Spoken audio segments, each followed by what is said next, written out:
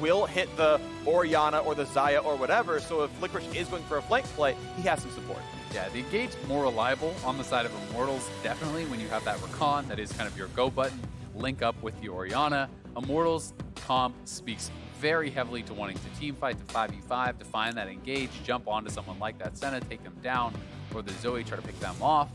I do think Cloud9 is going to have to be a bit more creative about their engages, try to find opportunities where they can force Immortals to fight them, poking out with Zoe and then looking to follow up on that poke with an engage or a flank then from Lee Sin, from Vladimir, these types of stories. We also have to always remember that you can play through side lane with Vladimir, especially when paired along a Senna and a Tahm Kench. You get in any sort of difficult 1v1 situation, that Senna ult can turn the tides, and also rotations coming through from the Tahm Kench, ulting someone into your lane, turning a 1v1 into a 3v1, maybe taking down that set and swinging the game in your favor. All right, so Blaber, 6 games now on Lee Sin across 10 games in the LCS, the full-time starter for Cloud9.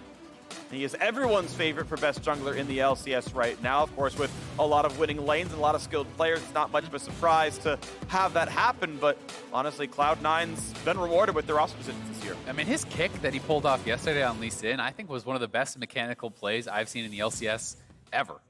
He has really pulled off some special stuff and is shining truly in his first kind of full-time starter as Cloud9. Yeah, beautiful stuff right here to see him grow into that role, and we are now onto the Rift. Can Immortals be the first team to stop the Cloud9 undefeated season? They'd be one of the teams I think could do it. I think they have gotten a lot of unexpected results so far. I think they can be very creative. We heard sOAZ talk about his respect for Huni being another creative player. I think finding something a little unorthodox could be very good here for Immortals. If that does come through, they can find some kind of interesting line of play. But real quick, though, we've got Gabby standing by with Reaper. Thank you so much, Phreak. I just wanted to get some words from you before we head into this game. First of all, 9-0 going into the second half of the regular portion. Is there anything different in your approach once that happens? No, not really. That's what I figured as much, because a lot of the picks that you're coming through are very similar to the first half. One different thing I want to know is Vladimir. So how do you feel that he's going to be able to do in the top lane, especially if there is a focus from the other team? Probably Licorice get pushed in 24/7 and he's scaling out. Later team fight, he gonna crushing the enemy team, but early game probably rough for him. So yeah, we'll see. Any plans to try and combat the team fighting that Immortals are definitely going to try and insist upon here? I don't think they can out team fight us. All right, well, that's words from Reaper. Let's head back into game. All right, well, I had our awesome stats team check stuff out for me. Blaber is indeed the first player to play a champion 6 times this split. He is the most Lee Sin one trick of any player. But Froggen and, I actually forgot the name, I want to say it's Huni, both have 5 picks on their most played champions. They can tie. They can tie for the 6x, but want to point out Blaber is very much all about playing Lee Sin, and hey, that's been rewarded. Yeah, I think he also does have a lot of other champions that he can bring into the mix when appropriate, but hey, Lee Sin, very strong in the meta right now. They love pairing it alongside these AP solo laners. And it was nice to hear some of that insight from Reaper. It's pretty much largely as expected. This is what I was talking about with Vladimir. Hey, you just farm it out, you scale, you look to get more done later on. We'll have to track if he can withstand that early game, though, from sOAZ and Xmithie. Zven gets a soul. He's on the way, gets the double auto in there as well, picks that one up. And we'll keep the track going over the course of time, but bot lane is being pushed in. And I want to point out, by the way, that it's Tahm Kench Doran's ring and Zven going for the sickle. So, it is very harass-based, and it's Zven trying to stack up, letting Vulcan get the money. Yep. And I actually really like this, right? Because I do think that you need to make these adjustments. You just won't have souls in pro play if all you're doing is farm. You need to be harassing. So Zven going for this sickle, really cool adjustment. You're going to be stacking that up by harassing. You're going to be stacking up your souls from harassing. And around the time that you do actually complete that support item, I am assuming he's going to start picking up way more of the farm, look to kind of scale there. This is going to make Vulcan much more of a true tank in that front line. Potential for a 2v2 going on here around mid lane as Xmithie's wrapping around. All right, there's going to be the Drowsy. Decent damage to be found here as the Q's going to land. They go right in for it. Knows he can ward hop, or at least, just W back to his team. And they burn Eika's heal and give him to half HP. Yeah, Nisqy, I think, had a stolen summoner there, so was able to use the heal for the dive. Not much risk there. Grabs another heal for himself now.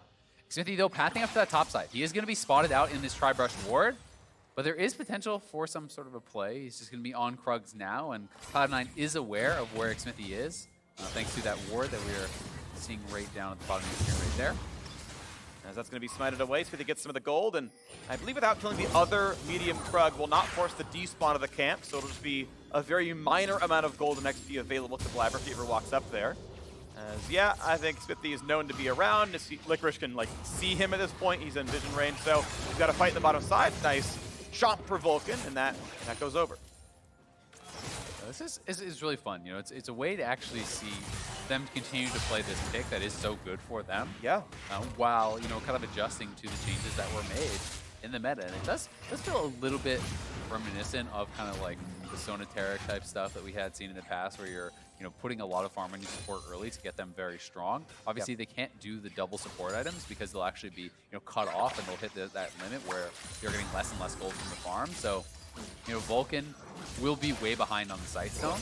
That is something that is going to come out, and I'm not even sure if Vulcan is going to build a Sight Stone this game as a result. Well, that is a knockup. That is some damage going to root over the back. Now you got Xmithie here as well, and Cocoon goes on to Zven, who then is chomped by Vulcan. I think you just have to go for the stun on the Tahm Kench, or they're always brought to safety, so pretty easy walkaway for C9.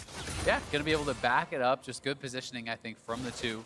Vulcan trying to have that. Ooh, that sleep was really close on Hakuho, who could have been in trouble if that did land. And up here on this top side, again, it is more trading, but especially with Phase Rush, you can beat down the Vladimir a bit, but he can actually keep his distance, heal back up with the constant transfusions, and really just play this fairly defensive, because as Vladimir, as long as you're farming okay and you're staying alive, you're getting more than the Sett is. Yep, and we're continuing to see a fairly standard pickup, which is Doran's Ring. Even if you don't need the mana regen, it's still gold efficient, ability, power, and health, which are stats that Vladimir really, really wants. So we're going to see a lot more of that over time, and we see the same thing for champions like Akali as well. It's just a good item. One of the things that's also really nice about that item for Vladimir is Vladimir has pretty low base AD. It can be fairly hard to actually, you know, last hit sometimes on this champion. Having the Dorans for the extra damage on that is going to make it easier to last hit.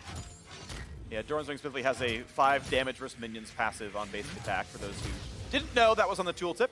Who doesn't buy that item? But there you go. Makes your life a little bit easier. So I was just shoving in. The first TP is burned, and Licorice has the first power spike you really care about. The arm guard is in. Make him quite tanky. Now, worth pointing out, he's only fighting a bit of physical damage from sOAZ. Actually, Eika and Xmithie are matchup. I actually don't like the buy. I think it's a little bit weird when you're building no HP and you're going to be against an Elise who can come in and one-hit you. Yes, it is very effective if you're only against that Sett and just kind of chilling there. But I tend to think just the CDR rush is very effective both in the 1v1 against Sett and also is going to do more for you against Xmithie if he shows up. Shockwave, Dissonance, half HP, knock up, knock. We've got as Nisqy kites around it. Goes back for a bit of poke as well and almost answers the entire health bar. Yeah, the Spell Thief's speed up there when he actually pops that passive, utilizes his heal. He gets so much movement speed. He did not flash out of that. He just straight up runs. Altec now in trouble. Oh, that is a bit of pain right there. Altec has to run back, has no summoners, and first blood comes through to Zven. The roam is immediately punished. Altec not level 6, pushing up there, does get caught and chased down. Glacial Augment really helping out in that. And they knew Hakuho had made his move mid. Nisqy able to avoid that with just the expended heal. So we'll watch this one more time. And I think Nisqy is one of the best players in the league at these little movements, at the dodges. He's so good at changing direction quickly and really knowing his limits. And then there, pops the heal, just straight up runs on out. I think 9 out of 10 pros flash that probably. Sure. I do think that was really, really nicely done. And then down on the bottom side, the root needed to be flashed. Yeah, needed to be flashed by Altec. Once that connects, they're going to continue the dive. He gets chased down, loses both summoners, and first blood goes over on Zven, who, you know, is more reliant on that gold than usual because he's not picking up the minion farm. So this is even better for him. And he's likely very ahead of what the curve is normally. He already has 28 souls. So that's actually quite a lot more than you would normally see in pro play because they don't trade so much. But he's just basically right-clicking on his opponents. He may just play dedicated support. I wouldn't be surprised if the first item there was Umbral Glaive. A big fight on the top side. Ultis burn on both halves. Licorice trying to kite away as much as he can. Get a second Q across, and now here comes Zven. That's going to be plenty of damage. Easily grabs the soul. True damage does come through, but Empowered Transfusion is in. And with the ward, going to be another kill picked up. Zven's 2-0. Very well done. Grabbing another kill on the rotation. They make the move over to Rift Herald. Licorice starting that fight off against sOAZ, knowing he has the help from Zven. Doesn't even cost him Senna ult or anything like that. And sOAZ intentionally not flashing, obviously. Once you get hit by that root, you are going to be dead. Yeah. And I don't think he really had any chance to actually get out of there anyway. But down on the bottom side, it is Immortals pushing. They're going to leave Altec solo, while Cloud9 does try to rush this down up here. If he summons at the wrong time, Xmithie can randomly stun him. The first second is still a real channel, and Have you actually seen it interrupted? I still have never seen it. Because there's like not really every time to. Yeah. It's not that 3-second channel like before. So big damage here. And this turret, I'm not sure if they're going to stay for the summon or they're going to go for it a little bit later. Okay, another shockwave over on a Nisqy. He's going to have to back it up, but this is mostly just for a lane priority. Iika, relatively low cooldown on the ultimate, has the blue buff, so just using it for an HP positive trade, not expecting to get a kill for himself there. And Hakuho now on that roam up the top side, helping sOAZ to defend this turret, while it is Licorice laning solo right now against Altec. Yep. 1 CS gained as Vulcan couldn't have grabbed that one because Tongue was on cooldown, and a little bit of money comes through. I just want to point out this nice little setup, you know, while the wards are actually getting out. So. Wait, hold on. This is actually 1 million damage eventually. Fuse on cooldown, never mind. Ike's fine. Take it back. He is going to survive. But Cloud9, they just basically had a really nice kind of line of wards up on the top side. That is a very funny Rift Herald drop. But you can see, you know, this was the setup for this Rift Herald, right? You know, there are 3 pink wards all across here. They have that Scuttle Crab taken as well. It allows their bot lane to push very safely, knowing that they're not going to be kind of attacked from that angle. And Rift Herald comes in. They will clean this up. Is Zven in range? Yes, he is. Yep. Intelligence moves forward. 5 out of 70. Right? Because, of course, the Lee Sin is nowhere near the, like, extended Herald gold radius. So it's all on Zven as the only person within 800 units right there. 570 goes in, a ton of cash, and the support, right? He has 11 CS, and the He's up 1,000 gold. Has the most gold in the game. He's doing great. Yep, multiple kills, including first blood, plus solo first turret gold, right? Yeah. That'll do it right there. That is the advantage. You know, 400 from first blood, 570 from that turret. That alone really kind of makes that difference. So Zven, off to the races, is actually going for the Umbral Glaive. That is the vision lethality item here too. That is going to allow him to reveal wards and do the 3 hits of damage, so one-shot those regular wards. Really does play well around vision, and it is going to be Vulcan straight up rushing towards the Dead Man's. This is going to be just getting rushed down right now as Immortals are not really able to play down to this bottom river with all the vision gone. And of course, the tankier than normal Tahm Kench with all the extra farm is going to feel very comfortable as well as the second Drake goes down. And C9 are already up 3,000 gold in 2 Drakes. And when you take into consideration the fact that we talked about, all right, well, you got to be worried about the early game if you're Vladimir. There's going to be all this pressure coming from, you know, from sOAZ and Xmithie. There was none of that, right? So the gold lead is really even kind of more effectively when you're taking into consideration that matchup and how powerful the Vladimir can be later on, how much of a teamfight force he can be, and the amount of souls that Zven has. He's just way ahead of the curve. And now a play towards the bottom side. Vulcan brings him right in, and sOAZ going to try his best. He dunks him out of the wave, and there's a really nice knock-up by Hakuho. But is it enough damage? Zven pops a stopwatch. Vulcan's sitting around, and Blaber's there as well. Cloud9 staying alive, but they're still in danger. Licorice forced to flash away. All 5 are around. They certainly tried very hard. They didn't get very far, Cloud9. Yeah, not able to kill anyone there, but Immortals only had 4 here. Cloud9 did bring 5. So the untold story right now is Altec pushing up on that top side, trying to grab some more gold for himself, but Zven has a ridiculous amount of souls. Already past that second mark of additional range. He has 50 souls at 12 minutes.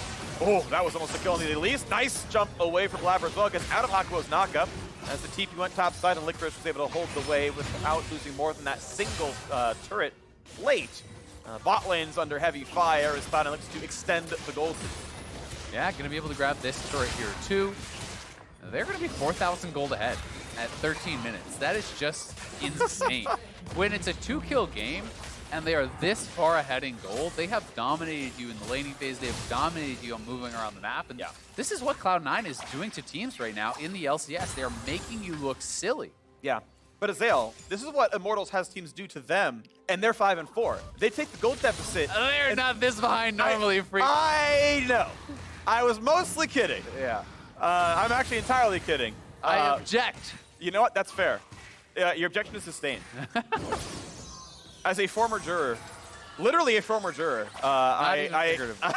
I don't know Literally. who would be figuratively a juror. Yeah. I accept your objection. Okay, well, thank you. Yeah. It's good to know that you have that life experience. Yeah, I do. You know? It was a very boring case. All right, well, 13 minutes in, Cloud9 not going to be able to grab any more turret plates, but they did fully clear off the ones in bot and top. And now it's going to be about this next dragon, right? They already have 2 very early dragons. They could look for the Infernal in or around 16 minutes. That is on pace for potentially, 20, 21 minutes for a Soul. That is insane. That is so damn fast. And it is going to be one that is very, very effective when you look over at this Inferno Soul that is so easy to apply from Zoe, long-range poke, even Zven there can get involved, and it's adding to the potential kind of one combo style of damage that someone like Licorice can threaten in a team fight. All right, well, the predictions for who's going to win, I think we know that one. Xmithie, though, is going to find a lot of damage, and Blaber doesn't have a way out. A nice setup for Xmithie, knocked him down. Yep, CC chain 100-0 there, very well done, but Cloud9 forcing out that ultimate. Vulcan now has the dead man, so he's a very tanky catfish here. Runs up, hits him with the tongue lash. That sets up for what would be an easy route from Zven. So already, Altec forced to use that ultimate and chunked very, very low at the same time. And the more souls you collect early on, the easier it gets to continue collecting souls because your range is longer. It's easier to hit those autos and continue stacking it up. And Zven is well and truly so far ahead of any LCS game I have seen as far as the souls go. Sure, yeah. I mean, you get even more souls if you're not firing it, still giving them the kills and a lot of the harass damage. So Shotgun comes in, that's decent damage, but right into the Shroud they go. Feeling safe yet again as Licorice is going to do battle with Xmithie, and 3-level lead. I think Vlad wins that one. Yep, he won't be too worried about it. Already up at level 11, where he is going to be doing very, very good. Really, the first 9 levels of the game are the hardest for Vlad. It kind of is all good past there. Once you have enough CDR, you have the maximum rank on your queue, it becomes very difficult for Sett to do anything in a matchup like this. And the rest is kind of just that added bonus.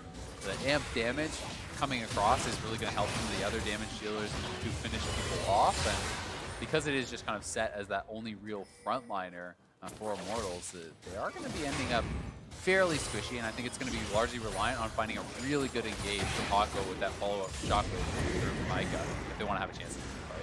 Next Herald Summon comes in, and Zen is about to get the rest of the damage down onto this turret, has tagged it. That's going to be an almost dead turret. There it goes, rest of the way down. C9 has cracked all 3 outers, haven't lost a single structure themselves. As they look to play around the bottom river, the Infernal Drake has respawned, and already Blaber is on that one. Ooh, that was almost a cocoon. That barely missed. Yeah, Iika coming around the side is the potential to cut someone off if they go over, but Blaber's just soloing this. And Immortals really has no way in. If Iika shows, he can just be jumped on and kind of kicked over by Blaber, so doesn't really have the opportunity to look for anything. I think he was hoping that Zoe would show and try to look for more poke of the wall. We could see a potential shockwave attempt, but I don't think he's got much of a shot at getting it. It's going to be some damage, but Blaber times. Damage. Yeah. I think Licorice probably walked closer, gave him the W out a bit sooner, but still works out in the end, still gets the Drake, and it's still 3-0 in that scoreline as the ult comes into the turret. Nisqy, though, has to flash to stay alive. Now gets a quick shield. Doesn't quite land the paddle star, but sOAZ not allowed to fight anymore. Yeah, Nisqy, pretty brazen attempt to just walk through the melee champion Sett there. And sOAZ reminds him that he still can get some damage done.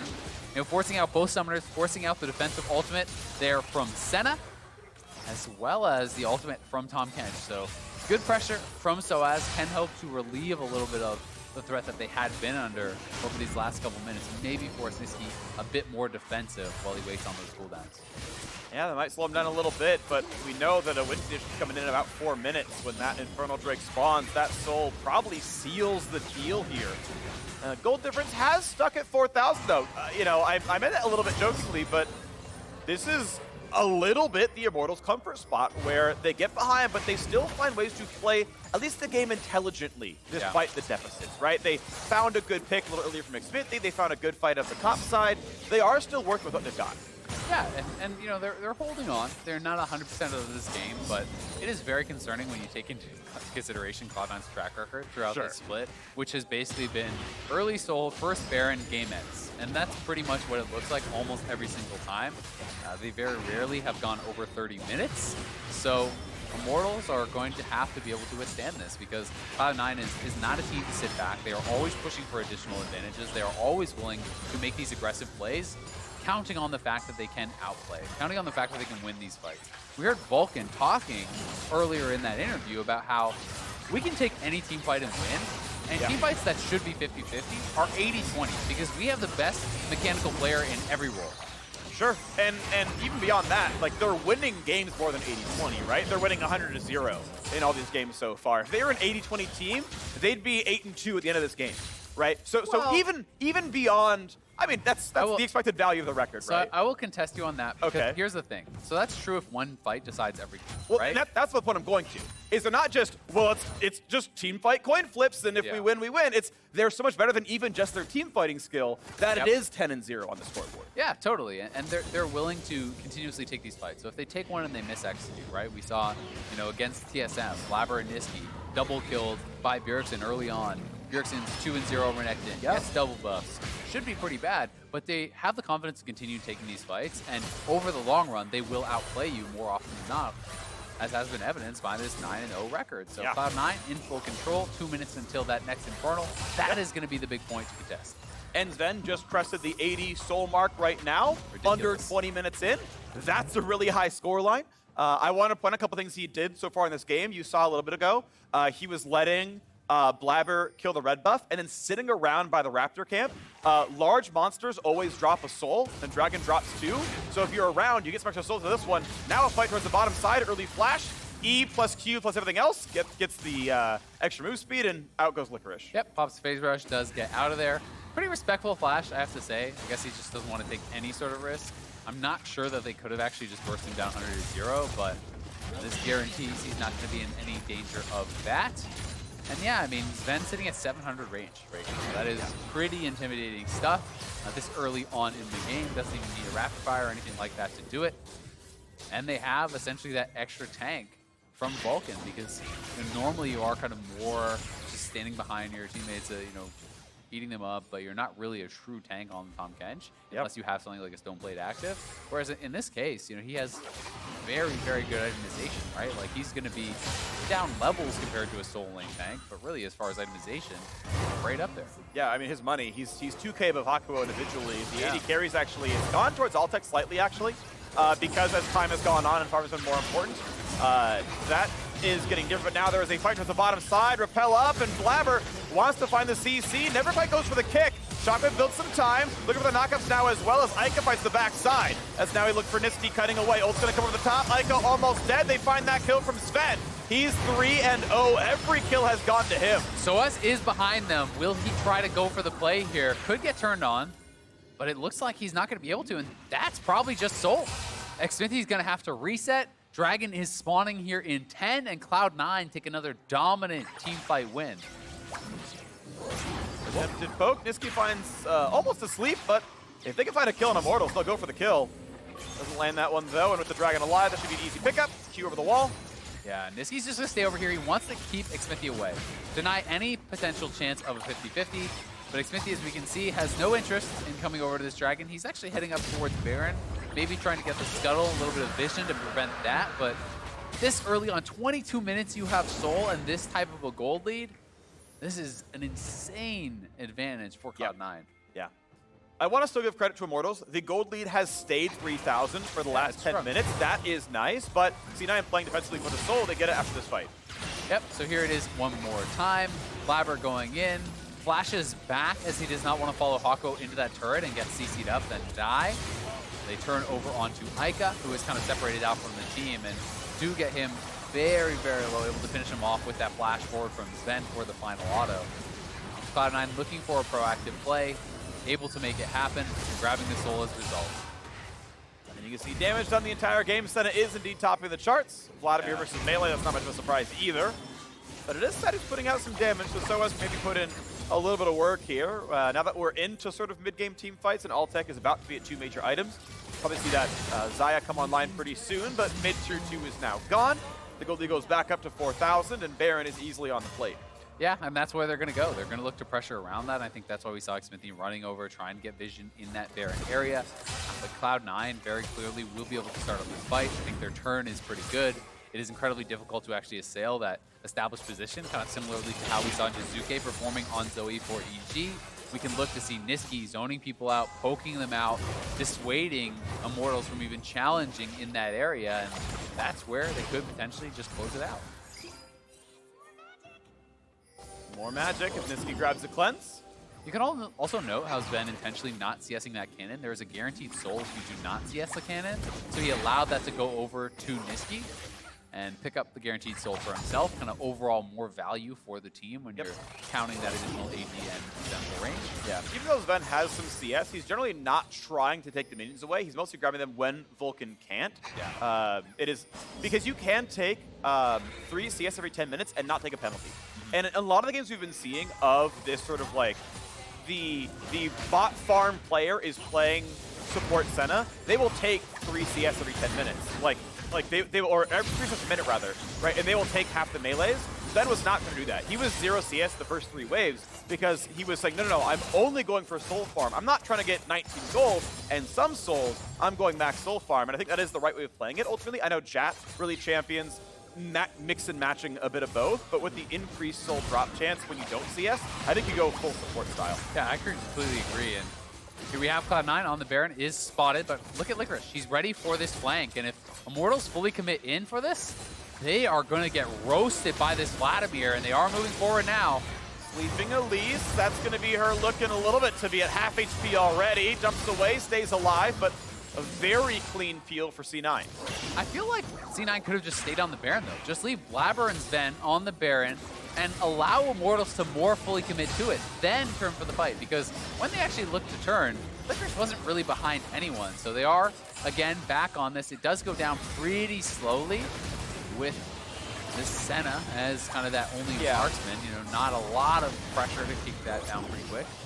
But they're still poking down. They've still pushed Hakuho to half HP. Xmithie, Blast comes over the wall. He's on the top left-hand side. I believe he's in fog the whole time. Yeah. Now he's seen by Vulcan. They know where he is, and he has smite, but no flash. They gotta watch out for the chance of a steal. The engage comes in now for Hakuho. Vulcan at half health. Blaber still on the Baron. They don't quick get the catch from Xmithie. Licorice stunned out. They go for the engage. The nice kick comes in. They find that first kill. Ult to the top, but it's a kill in now for Altec. Can they win the fight? A smite comes in, but the kill to get it back as well. sOAZ running for dear life, but doesn't live either. Altec now trying to run away from a very tanky Tahm Kench, and Zven putting in the damage as well. Eika is next. Zven onto a triple, going for the quadra, and Hakuho trying to find the way to run away. Will they get the root? No, but a triple and a Baron picked up for Cloud9. Cloud9 able to clean that up. A bit of a botch engage from Licorice, but such a strong performance here from Nisqy and Zven cleaning that up on the back end of that fight. They have the Baron, they have the Soul, and this is traditionally where Cloud9 just ends the game. So let's watch this one more time. Licorice looking for the engage over onto Xmithie. You know, the initial ultimate used on Vulcan, but he's pretty heavily healthy here. The flash and E there actually just whiffs on Xmithie. Licorice did not actually close the gap. He gets cocooned immediately, really nicely played by Xmithie. Knocked down pretty much immediately after that. Then the turn comes over to Blaber. This is where it is a lot of pressure on Blaber. He actually hit the smite as he is getting shockwave and about to die. So good presence of mind to not panic. And in the meantime, Zven keeping range, has an incredible amount of souls.